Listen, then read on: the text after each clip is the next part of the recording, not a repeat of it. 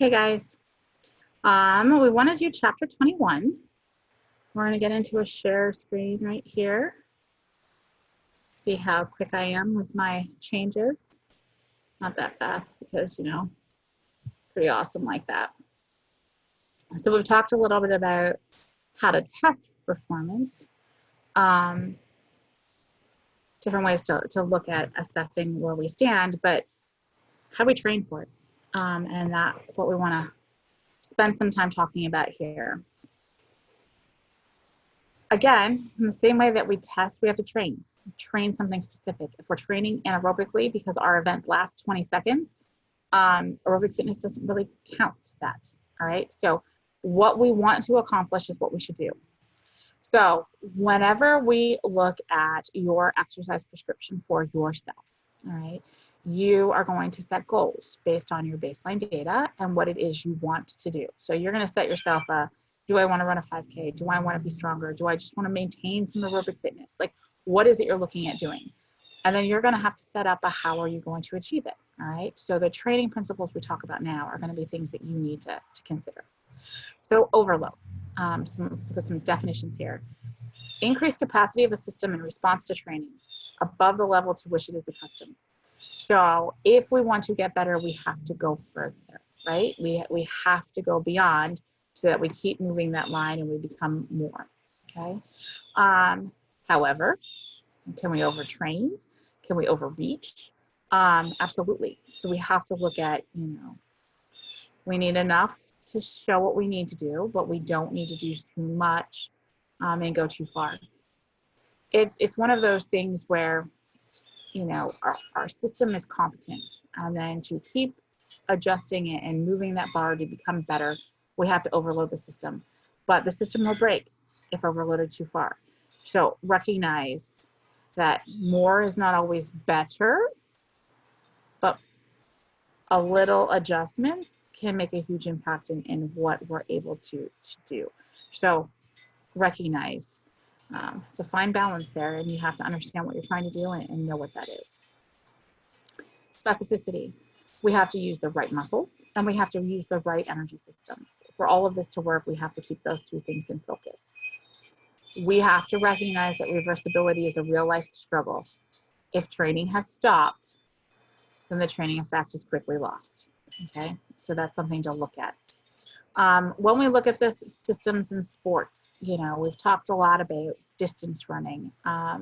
If we look at those 5,000 meter runners, 2% of this is going to be the ATP PC system, maybe 28% glycolysis, and 98 or 70% of this will then be aerobic, right? Look at the marathon, 2% glycolic, maybe at the end. And 98% of our energy is going to come aerobically. So we have to look at what it is we're trying to do. We flip that with a 100 to 200 meters, 98% of theirs is coming ATP-PC system, 2% glycolysis. None of it's aerobic. Like, it didn't even factor in because it was over so fast. So recognize what we're trying to do is different. Soccer, when we look at it, the goalies are primarily ATP-PC systems, right? They're going to jump, they're going to block something, as a striker, you're just going to kick it. Whereas somebody who is a halfback is going to be, again, short spurts of activity, but you're going to have some aerobic capacity there. So just recognize that not everything follows in a specific line, but there's a lot that goes on to it. So we recognize that from a gender perspective, males and females respond very similarly to training programs. Recognizing that they train similar, but every training program should be individualized. All right. Again, we've talked about this before. If your bar is low, if you are starting from subpar fitness, you are going to see the greatest improvements. If you are elite, to move that bar even a little bit takes a lot of work and a lot of time and a lot of effort. Okay. So training, we can see a 50% improvement in VO2 max in sedentary adults, right? In normal active subjects, maybe we can see a 10 to 20% improvement. Whereas in a trained athlete, maybe 3 to 5% with training, all right? Now that might be a crucial difference, 5%, to their level of competition and their competitiveness, but they're gonna have to work really, really hard. So genetics, we've talked about it. We might have high responders, we might have low responders, you know, thank your parents. Famous quote, if you want to become a world-class athlete, choose your parents wisely. I say that to you in your 20s, you know, look at everything, understand your goals and what you want in life, but genetics will play a large role in what your future offspring are capable of. Anaerobic capacity is going to be more genetically determined than aerobic capacity. We can train a lot aerobically and change some things, but you know that anaerobic capacity is going to be largely based on those fast fibers, and that's pretty early in development. All right.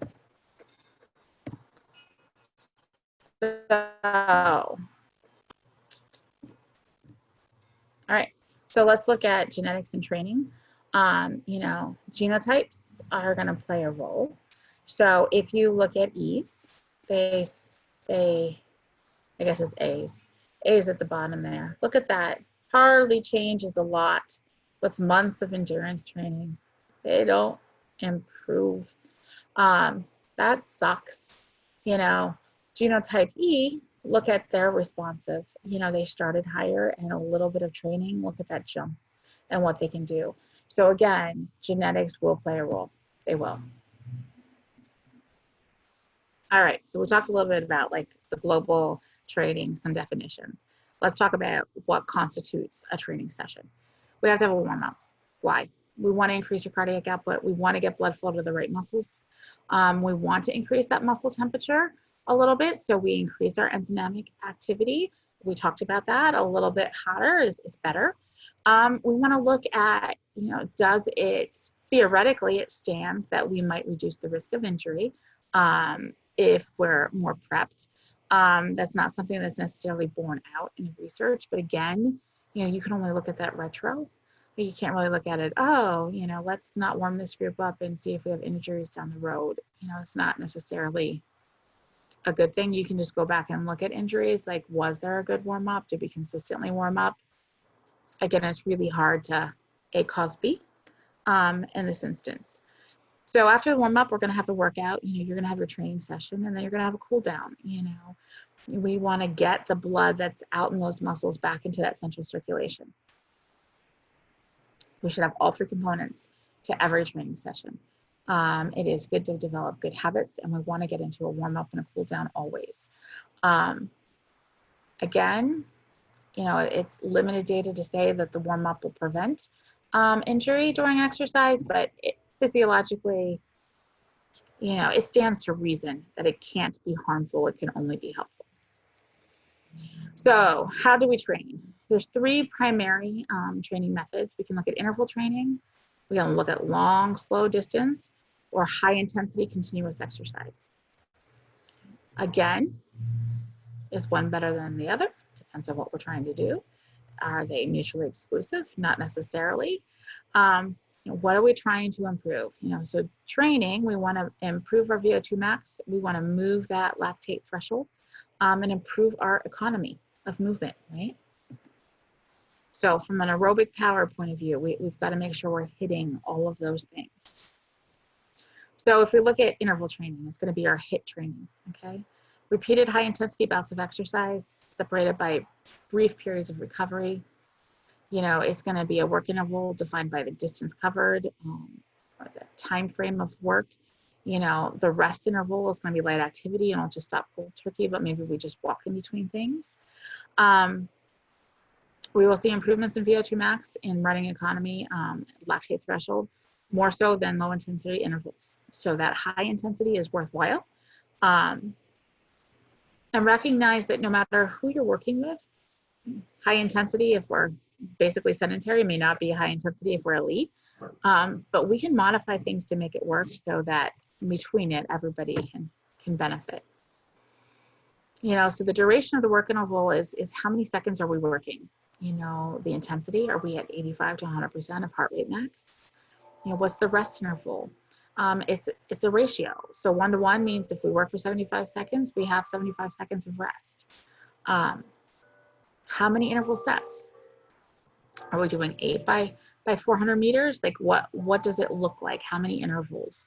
And how many repetitions? How many numbers of work efforts in a set? So we might do, you know, that 8 times 400 meters is a set, but we might be doing 2 sets, which seems like an awful lot if you ask me. But regardless, that's how you want to look at how we define what we're doing. So HIIT is going to be something that's going to be very common for you guys to have heard. There's been a big push for it. When I was in my 20s, it wasn't necessarily there. It's been around for a long time. Roger Bannister used it when he broke the 4-minute mile back in 1954, which is, I don't know, my dad was 4, like perspective wise. It's becoming more popular. It's time saving and it works. So, you know, like everything else, we change how we do things. We don't necessarily reinvent the wheel. We just forgot about that particular wheel, okay? So you can see adaptations in as little as 30 seconds of high intensity exercise. You'll see changes in mitochondrial volume, gets better. So, you know, you look at some of the different exercise videos and Beachbody stuff that's out there, and HIIT training is part of it. You know, Insanity is really based over that concept. You know, long, slow distance, just being a slave to the miles was really popular in the 70s. You know, you're going to be at that 50 to 65% of VO2 max. They always want to run further than what you compete. Okay, so we look at this as being training improvements are based on volume of training. So it's something, some people still like it, but the short-term high-intensity HIIT stuff is going to show you better improvements in VO2 max. So keep that in mind. High-intensity continuous exercise. It appears to be an excellent method of increasing VO2 max and lactate threshold. You've got to look at monitoring the intensity using the heart rate, but you got to keep working and you got to work for a while. That will show you improvements. So you can see on this graph that if you want to improve VO2 max, we really need to be at a minimum of 60, but closer to that 80%, 80 to 90% of VO2 max is where you're going to see the best improvements and capabilities. So when we start looking at things and we start looking at that percentage of heart rate max, you know, if we're only at 60% of heart rate max, you know, we're in zone 1, all right? So you're really right around that 50 to 65%. You know, that blood lactate is down. We can usually train there for an hour to 3, 1 to 3 hours if we're going to be that low. Fast forward, let's look at intensity zone 4. Now we're at 88 to 92% of heart rate max. Now, you know, we're about the same percentage of VO2 max, and maybe we can train here for 10 to 40 minutes. So you can see the difference. Like if we train harder, you will not last as long. So keep that in mind. There's ways to assess, like we talked about the field assessments, to see where we sit in that VO2 max. So once we know what that is, then you just take a percentage of that. And that gives you a pretty good idea where you should be exercising heart rate wise to have the effects you want. Let's talk a little bit about altitude training. It can improve performance at sea level, but it might not always happen. Part of that is when you're at altitude, you generally can't train at a high enough intensity that actually when you come down, because you weren't working out as hard because altitude prevented you from doing that, you might actually result in some detraining.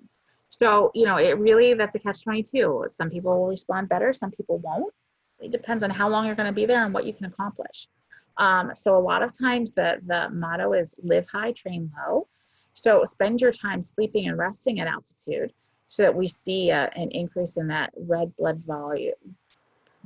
cell volume, you know, your ability to transport oxygen in the blood, but then come down and train. So you're actually going to see better performance gains compared to living and training down low or just up high. So, you know, come off the mountain to do your run. Injuries and endurance training. So a lot of them are a result of overtraining. Perhaps we did a little too much short-term, high intensity wise, or we were low intensity but far too long. This bullet is an arguable point, the 10% rule for increasing training load. Increase intensity and duration at less than 10% per week. So if you ran 20 miles 1 week, only increased by 10%. So that puts us at only increasing 2 more miles the next week. You know what I mean? That's going to be a general rule. Now, is there a lot of research that supports this? There's not necessarily research that supports that the 10% rule is a rule, like that it should be followed. There's all sorts of other ways to look at this, and there's not necessarily good data out there that supports it. Now, flip that. That rule kind of makes sense to me. It kind of does. So in the absence of there's not necessarily good data that says it should happen like this, there's not good data that says it shouldn't happen like this. So keep that in mind. We have to look at other factors that are risky. And as far as injuries, you know, do we have a strength or a flexibility imbalance? Are we changing out our footwear? Do we have on the right footwear? Are we aligned well? You know, what surface are we working on? Do we have any disease processes? All of these are also going to affect our ability to train and not injure. So if we're looking at improving anaerobic power, we need to do ATP PC system, right? So we know it's short, high intensity work intervals, okay? The way to get better at a 30-yard dash, to run a 30-yard dash, okay? You might have 30 to 60-second rest intervals. We didn't really produce much lactic acid because we didn't really go that far. So our recovery is more rapid. Now, when we get into that shorter 20 to 60-second glycolic system, we might deplete some of that muscle glycogen. So we might have to have a hard and a light day interval. All right, so if we're looking at strength, isometric or static, you know, you have a force generation but without joint movement, right? We don't move. We might look at dynamic or isotonic strength. So variable resistance, that's going to be more equipment based, right? Isokinetic, we remember that the force exerted is at a constant speed, right? That load stays there. So what are you trying to do? We can do it a lot of different ways. If we're trying to increase our muscle force production, you know, what we do has to be proportional to the size of the muscle. Strengthening your pinky finger is going to be a lot different than strengthening your quad, right? So look at muscle and what we're trying to do. We can have hypertrophy where we see a change in the muscle fiber diameter. That is where, you know, 95% of our muscle mass increase comes from, okay? Hyperplasia is increasing the number of muscle fibers. It's very, very low. For the most part, we have to increase the bulk. We're not really going to add more muscle fibers. We might change them a little bit, but we're not going to add them. So if we're looking at improvements in strength through progressive overload, you know, if we're working on moving a weight, periodically we have to try and move a heavier weight, right? If it's easy and we're not strained, then we're probably not going to gain, okay? So what we have to look at is we need your baseline. You know, what is that 1 rep max, which at this point you have looked at on yourselves, right? So, you know, we're going to base an intensity based on a percentage of that 1 RM. So if we can squat 100 pounds and we know that we probably need to be working out at 70% of that, we're going to do sets where we're at maybe 70 pounds of weight, okay? So we have to look at the volume. So now we know the intensity, like how much we want to move. Our volume is going to be in how many reps and how many sets of those reps are we going to do. Generally, we want to do 8 to 12 reps. We want to do more than 2 sets if we can. That's what the research is going to show to be the best for strength gains and hypertrophy. Doing more than 10 sets is not recommended because if we're doing more than 10 sets at that point, we're setting ourselves up for failure, or we're actually exercising at a weight that's not going to change things, because to hold up over that duration, you have to be moving a lot less weight. Frequency, you want 2 to 4 days per week, because you need some rest days. Now, if you do arms one day and legs another, then you can work out 4 to 6 days a week, because you're alternating what you're doing each time. Again, exercise the muscles you're going to use for competition, and exercise at a speed that's similar to what you want to do. If what you're trying to do is fast ballistic movements, you probably want to lift a little faster, right? But if hardcore strength is what we're looking at, then maybe slower, more controlled motion is going to be what we need. So this chart is nice because it really gives you an idea where to start. So if you've never lifted and you're a novice, it gives you a 1 to 3 sets, maybe 8 to 12 reps. It gives you an intensity of 60 to 70%. Tells you how much you should rest. Now, if you're intermediate or advanced, maybe we're going to do more than 2 sets. Maybe we're going to do 80 to 100% of your 1 RM. So it really depends on where you're starting from and how many times a week and what you're looking at trying to do. Are you looking at strength, or are you looking at endurance of the muscle? So again, how many reps you're doing per set is really going to depend on what it is you're trying to accomplish, right? So when you do this exercise prescription and you justify, I want to get stronger, you need to look at and tell me, where are you? Are you a novice? Are you looking at muscle endurance? Or are you looking at muscle strength? Okay, so look at what you're trying to do, because that's going to help us figure out what you ought to be choosing. Periodization. A systematic variation, not I woke up today and felt like this. Like having a plan on how to vary the volume and the intensity over time is part of this periodization. So what are we looking at trying to achieve? There's a lot of different ways to do it, but if we're looking at optimal gains in strength, power, performance, hypertrophy, we have to look at, are we talking about just the season? Are we talking about the year? Are we talking about a career? Again, this comes back to, what is your goal? What is it you want to see? We can have it linear periodization, where we shift from high volume to low intensity to low volume to high intensity. Depends on where you are. If you're in the middle of a season and you're playing basketball and you're playing time and time and time on the court, you might have to back off the strength training, but maybe you need strength and power going into that preseason. So maybe we're lifting heavier going into our competition, but once we're in our competitive season, we're going to vary and back off some of that strength. That's what you have to look at. You can't just go forever and ever and keep pushing the envelope. You'll have to have some down cycles for your system. And those gains are shown to be better as long as we periodize our program. So our gains are similar using free weights and machines. There's going to be arguments for and against free weights. Says some data is going to say that it produces greater strength gains. We have a little bit more greater movement variability and can focus a little bit more specifically. Free weights are going to force a balance and stability in our trunk and our core that machines don't. Why is it not necessarily why we should use it all the time? There's the potential for injury. You have to know how you're lifting. The first thing you need to see is a couple of 14-year-old girls or boys in a weight room and realize real quick that we need to control something on these guys. You can't necessarily do free weights alone all the time. You're going to have spotters. I'm going to argue that there's some things that are better free weight than others. I'm going to argue that a bicep curl machine for females suck.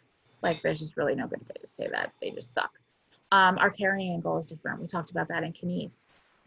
Those machines really lock you into a very specific place. So I would never encourage a female to do a bicep machine. I would always encourage them and train them to do it free weight wise, because we're going to have better joint protection for them there. Okay. So let's look at equipment. A lot of times free weights can be cheap. I had actually gotten a set of dumbbells for my daughter. I think I use them more than she has, but they're movable. You can add and just click into place the plates. And it can go anywhere from 5 pounds to 25 pounds with a couple clicks. It's wonderful. So, you know, together I've got 50 pounds of dumbbells, but I could have tens if I wanted. So it really is, it makes it very variable that you can use it for arms, for legs, for squats, but for overhead press, and it's very simple and not a lot of cost. So we might see some of the machines are obviously generally more safe, but you're going to need to be at a gym to do that. There's going to be a high cost, so therefore you pay up your monthly fee, right? Isokinetic is going to be very limited for normal people. I think those pieces of equipment generally are at 80,000. I had one when I first got out of PT school. One of the first clinics I worked in had one. 80,000. It probably took me 100 freaking hours to figure out how to change it. It was not efficient to use between people. But again, working on a rehab basis, it worked great for the populations we had. Some joints worked better than others, but it definitely was useful, but not necessarily super useful for a non-elite population or a rehab population. Talk a little bit about gender differences with strength training. Untrained males generally have greater absolute strength than untrained females. Again, that is going to be just genetic makeup, body shape, proportion. They're going to be 50% stronger upper body, 30% stronger lower body. If we look at the strength per cross-sectional area, they're very, very similar. Just generally speaking, even untrained boys have a larger cross-sectional area, okay? We, again, will see a greater hypertrophy on men as a result of a long-term training program. That's gonna be related to testosterone levels. And again, we generally start with a bigger cross-sectional area. So it stands to reason that it'll just be more, okay? So if we look at it, it stays pretty close to time as far as, you know, strength increases overall, you know, based on training. So if we're looking at comparing like and like the same cross-sectional size, very, very similar. So again, women generally have a lower bar. So with that having a lower bar, with weeks of training, we generally see them actually increase a little bit more. So again, starting at the bottom of the hill is not necessarily bad.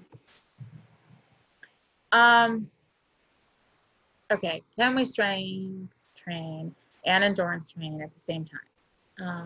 So yes, we can, but we might see that we have less strength gains than if we were just strength training alone, okay? Again, depends on the training state of the subject, you know, what kind of volume and frequency we're looking at, and the way we're integrating them.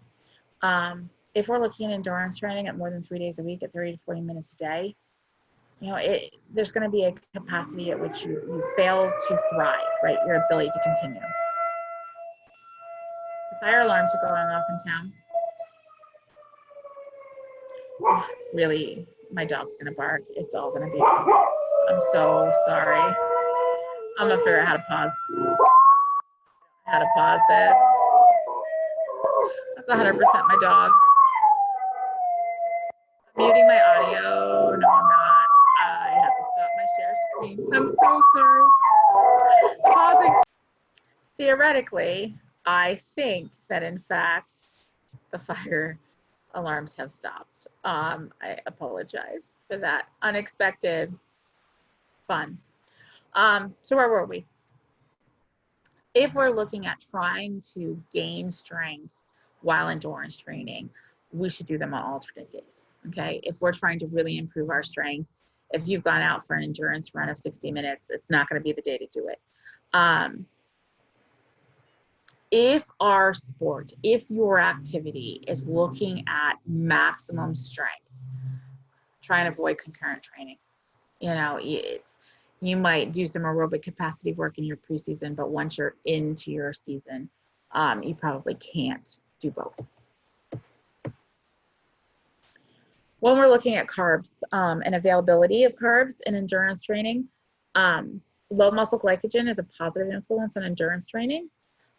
We have more protein synthesis and we have more mitochondrial formation because we're activating those PGC1 alphas, all right? So yes, low muscle glycogen helps. So how do we do that? Restrict dietary carbs. However, you might see some fatigue and limit training, or train twice a day, every other day. You know, your second training session will be with lower muscle glycogen. So, you know, what you're trying to do may be a factor. Ingesting proteins increases the rate of protein synthesis following training, both for endurance and resistive training. So you need to plan that protein around your workouts, all right? Both how much and when, okay? Supplements with mega doses of antioxidants. We know exercise promotes formation of free radicals. So that can damage cells, contribute to fatigue. So maybe we can prevent some of the damage and fatigue, but some of that might block training adaptation. Because remember, we need those free radicals to activate pathways so that our muscles adapt to training. So again, we're always looking at ways to get an edge, but maybe the edge isn't really as helpful as we could hope. Muscle soreness, DOMS, delayed onset muscle soreness, appears 24 to 48 hours after strenuous exercise. It is due to microscopic tears in muscle fibers and connective tissues. Everybody used to say it was lactic acid buildup. It is not. At a cellular level, we have an inflammatory response because we have degraded the the cells. We've torn them. We know that if we do more eccentric training than concentric training, we are going to see more damage. Oh my gosh, it's starting again. I'm stopping this and I'm going to pause the recording. All right, we're resuming. I'm so sorry. I will say though, within like what, 5 minutes of the fire alarms going off, we have a response of emergency personnel, so yay for them. Let's go back to my DOMS, okay? So we want to start slow. If you want to avoid DOMS, specific exercises, start to add them, start to develop them, start to increase your power over 5 to 10 training sessions. Some DOMS is necessary, like to move to that overload. You know, sometimes you worked out and you felt really good about your workout because, you know, you're sore, all right? So sometimes that soreness is welcome. There's a lot of people out there that don't think that they're doing anything if they don't have it. However, I don't know if you remember way back when you first had DOMS. Some people, some kids that I've worked with, I've started them on a couple of exercises and they apparently have never moved beyond comfort. And their first experience with DOMS is tears and can't go to school. And I get the angry phone call from parents that they're miserable. And it's really just, they've never done anything. Legit, never. So keep in mind, depending on who you're working with, you know, ask a history. Have you ever exercised? Have you ever played a sport? Have you ever been sore with starting exercise? If they have not, you want to start with a conversation about what DOMS is and why it happens and why it's not going to actually kill them, okay?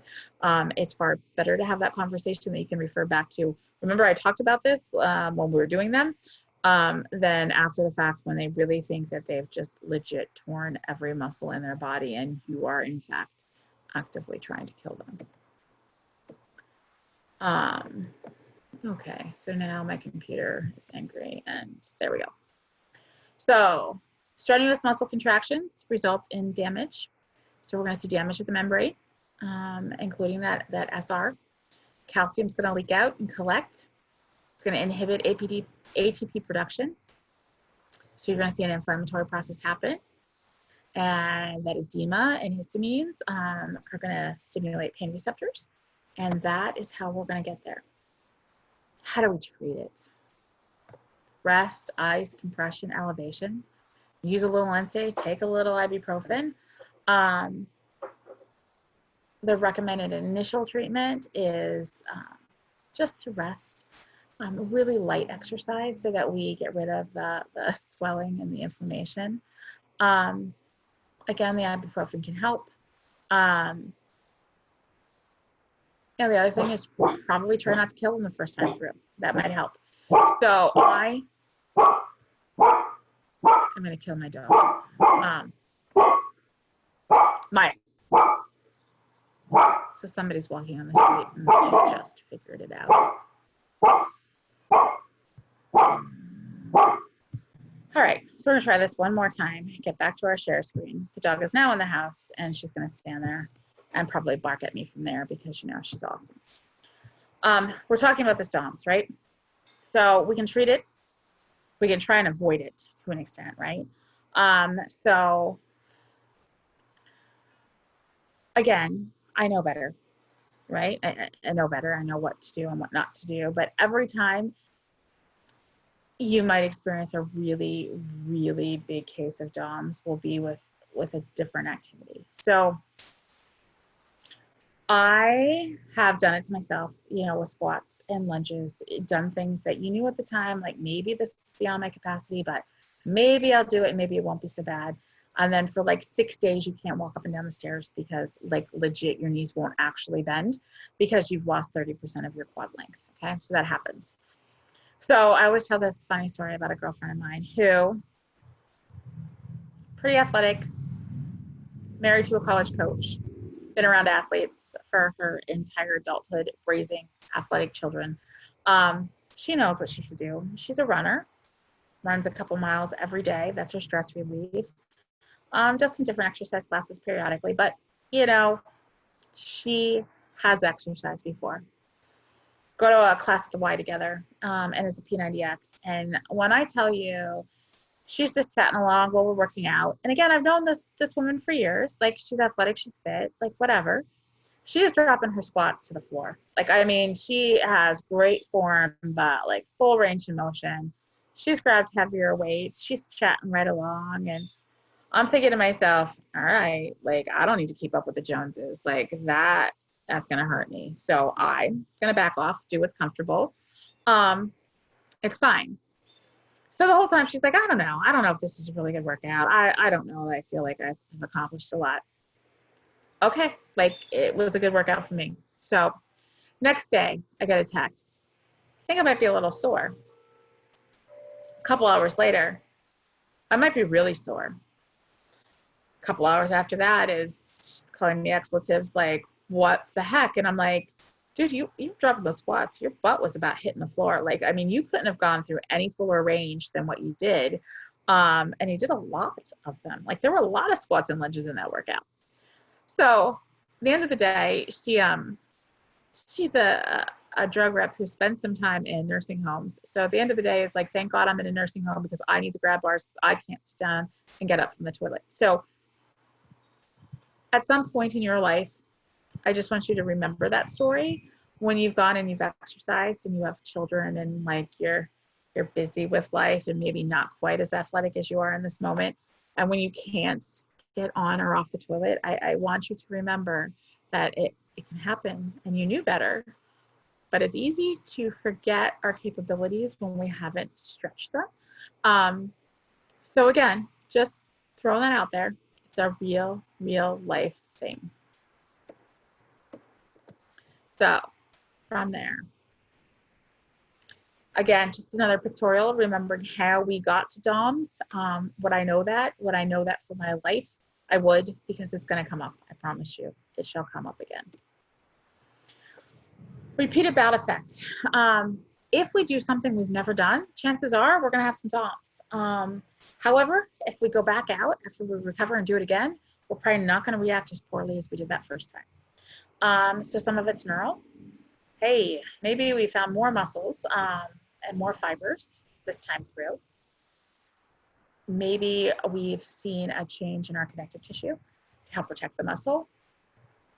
And maybe we have some protective proteins within that muscle fiber that are protective. So there's a lot of theories there, but generally speaking, once we've been somewhere once, we can get back there a second time with a little less discomfort. So again, here's just another tutorial looking at, you know, that muscle damage, how do we adapt to it? We can adapt a lot of different ways. Is it all or none, or is it probably a combination of all of them? I'd go with the combination. How do we improve flexibility? We stretch. That's how we do improve flexibility. Is there evidence that suggests that it reduces the risk of injury? Evidence is limited, but again, it's not something we can necessarily look at proactively. It's something we have to kind of look at reactively. Static stretching is a preferred technique. It's going to be a continuous stretch, 10 to 60 seconds, repeated 3 to 5 times. A lot of the literature states that you need 2 minutes of end range time to actually see a lasting change in flexibility. Why do we like it? There's less chance of injury, less chance of soreness. We tamp down that muscle spindle activity so we don't fight ourselves so much. So that's why static stretching is going to be noted. Now you will see some research out there that static stretching before attempting an activity that requires extreme muscle strength, that static stretching prior to may actually show some inhibition. So it might not be our best choice right before events and competition. Something to look at. Dynamic stretching is going to be ballistic stretching, fast movements, bouncing kind of things. Dynamic stretching has a place.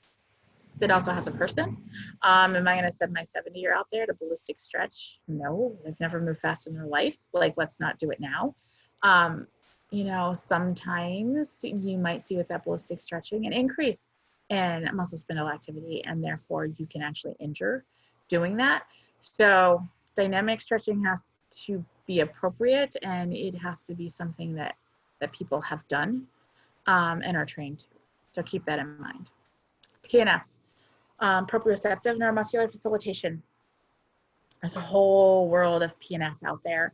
And you can take classes and classes and classes on it. It is preceding a static stretch with an isometric contraction. So we want to stimulate that Golgi tendon organ so we get a little bit more relaxation. So it might be something that if you had somebody lay on their back and we want to stretch their hamstrings, you know, throw their leg up on your shoulder and have them pull into you. All right, so they're contracting the hamstring, they're getting knee flexion, and then have them relax, and then you can stretch them usually a little bit further. A lot of times the PNF stuff does actually show more improvement than just static stretching, but you generally will need to have somebody with you for that. So it is beneficial. It was one of the studies my roommates did in college with static stretching versus PNF stretching. Both were more beneficial than clearly no stretching. I believe, if I remember, the results of their study showed that the static stretching maintained their benefits. I want to say on myself, they stretched my right hamstring, and I had better hamstring length on that side, probably almost 6 months down the road. But we had to get stretched like 3 times a week for 8 weeks or some such crap. So as far as the training effect, it did last for quite a while. So something to look at. If we look at year-round conditioning for athletes, we have to look at the off seasons. You know, what do you want to do? Well, first, don't get fat. Like, you want to prevent excessive weight gain. You want to maintain your strength and your endurance, maintain your bone, your ligament integrity, maintain some skill level. You know, you're not looking to gain, but you're looking not to lose a ton. Preseason, that 8 to 12 weeks before competition, we want to start to increase what our energy systems are that we're going to need to use. We want to start to increase them. In-season conditioning, we need to maintain our fitness level. So we might see some periodization training and techniques in there to keep it there at our level. But, you know, sometimes when you're in season and you've got 3 basketball games a week, you know, you don't want to lose fitness because you've gotten it, but, you know, you're going to be tapped out just competing. So you need to look at and lay out a program. Like, that's the biggest thing you can do, you know, in off season. You know, what are you going to do? Are you going to weight train? Are you going to run? Are we going to work on some skill stuff? Are we going to do other sports? I don't think I've gotten on this particular soapbox, so I'll climb up now. Single sport athletics. in elementary school and high school sucks. You're making poor choices. If you really start looking at who's recruiting, top level football programs for college, they don't want a single sport. I don't want a football player. I need a football player who played some basketball, and who ran track. Like that's who I need as far as a well-rounded player. Participation in other sports, using different things, giving a break to those overhead throwing athletes.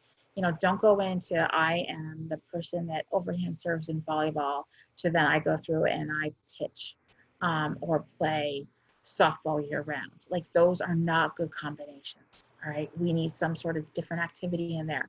Use some different muscle groups. Prevent those over repetition injuries and strains on the systems. So your off season, do stuff. Preseason. Yeah, we need to do some weight training. We need to look at skill practice. We have to look at strategies. Now we start to ramp up intensity.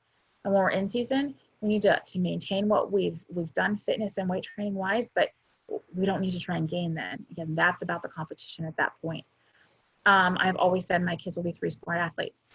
This year might challenge it. I don't know if there'll be a basketball season with COVID.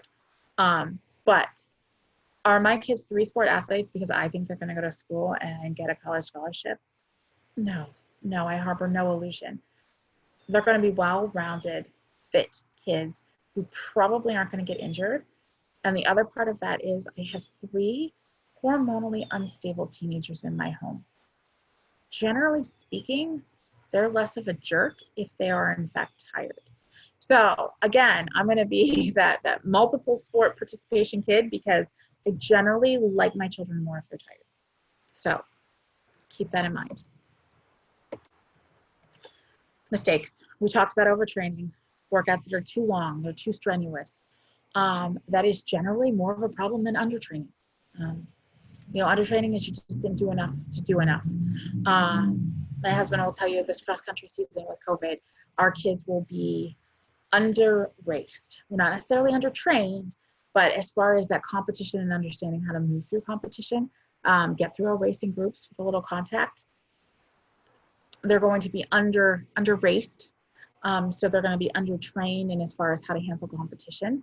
And he's had to be very, very careful with overtraining. They ran through COVID because, again, everybody needed to leave the house for something. My dog lost 5 pounds because all they did was walk her for an hour every day, and then they ran with him probably 4 days a week. And again, didn't ramp up mileage. Like my kids never really exceeded like 22 miles a week. So we didn't put a ton of miles on their legs. We had to be careful about that. But the flip side is I'm watching. He knows I'm watching. He generally doesn't want to break his own children because, again, we have to clean it up if we mess it up. But those are things to look at. So overtraining is, in fact, an issue. You cannot have kids that go and they're in season for volleyball and they have a 2.5-hour practice and they're doing that 5 or 6 days a week and then try and pull them in to do open gym basketball 3 days a week. Stupid. We will break children. So kind of keep that in mind. Overtraining is going to be your biggest obstacle. Doing non-specific exercises, doing something that is not going to make you better in your season is maybe not helpful. But the flip side is, that is if you are training for a purpose. If you're training for health, that variability and doing different things is fantastic. So understand your goal, understand what it is you're trying to achieve, and that helps establish where we should be and what we should do. A failure to schedule a long-term plan, not using our training time. Seasons are short. Cross country, they got the go-ahead like August 25th, and districts are going to be wrapped up on Halloween. All right, so you're really looking at an 8-week season. If you have not used your time well, you're not going to be competitive. Failure to taper, inadequate rest. When we look at a taper is, do we train at a high intensity right up to the day of performance? No. We have to have some rest. It has to be enough rest, especially when you're coming into championship performances, that you're at peak levels, but not so much rest that you've lost fitness. So again, looking at a schedule and having a good idea of what you're trying to do and when you're trying to do it makes all the end. How do we know if we're overtraining? Elevated heart rate and blood lactate levels. So, you know, we've got the heart rate's kicking up, but it's at the same submax workload that we've been doing. So a failure of that system to respond the way we want it to indicates we have a problem in the system. Loss of body weight. We're not eating, all right?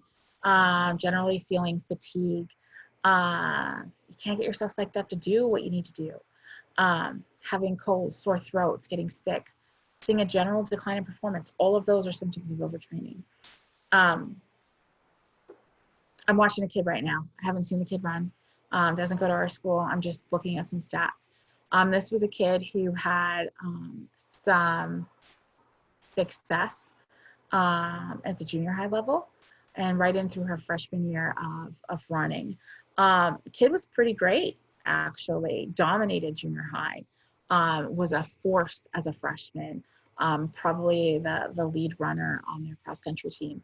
She probably was just over a 20-minute 5K at the beginning of her freshman year. By the end of her freshman season, you could kind of see her start to blow up. No injury, but start to blow up. Like her district 10 was closer to a 24-minute. Again, we didn't have a track season. I could see the kid, know the parent, know on Facebook, running. Kid's been running. Again, guidance of parents who are not runners. A coach who probably had minimal input. And I don't know what their training philosophy was. Kid came out and she's blowing it up in cross country, like bad blow up. We're like 27-minute. I just checked the newspaper. She was a high 27-minute to finish a 5K. She is now, instead of first on her team, she is like the 8th person. They didn't even have her as a scorer through 7 places on her team. Again, I know mom, so I know there's no injuries. I know we're not losing that, but we are absolutely a symptom of overtraining. Like that's what it boils down to. You can see it in the change of body type and fatigue. I recognize what is happening. It breaks my heart a little bit, but I also recognize that neither this kid nor these parents are going to appreciate my insight. Okay. So I can see it happening. I feel terrible about it, but you'll find later, you know, people don't always want your opinion. I tend to save it until I'm asked. If asked, I give it, don't get me wrong, but it's not something that I impose on people. But you can just watch this kid fail, and that's sad. So keep it in mind. So again, just another pictorial, but you know, when kids are coming into you and they're saying, I'm tired, I got a sore throat, back it off, you know, back it off. You see performance one week to the next week is not being there. You got to pay attention to those things. The taper is that short-term reduction in training load prior to competition. Why are we doing it? We want to resynthesize our glycogen. We want to heal from any training-induced damage. It will improve performance in both strength and endurance events. You can reduce your training load by 60% without reducing your performance. So think about that, you know, the weeks going into it. I used to love in swimming the taper before districts. It's like, oh, thank God. You know, it feels like practice just got a lot easier, right? So those are all things to consider. So I apologize profusely for our noise interruptions today. And I did definitely get on a soapbox a little bit. So I guess I can apologize for that too. But all near and dear. Again, what you choose to do, what your goals are when you do your exercise prescription. These are going to be things you need to discuss to justify your choices. All right. I'll see you later.